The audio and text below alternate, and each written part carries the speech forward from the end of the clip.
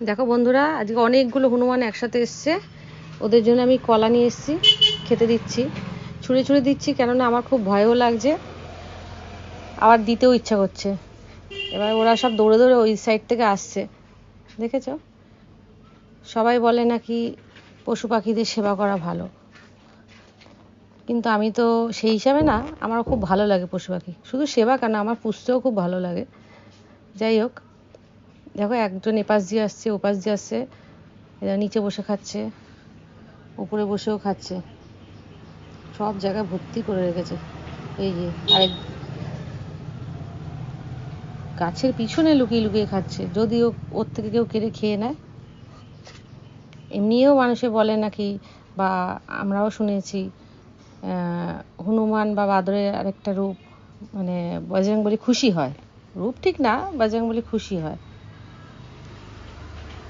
কিন্তু আমার খুব ভালো লাগে পশু পাখিদের খেতে দিতে।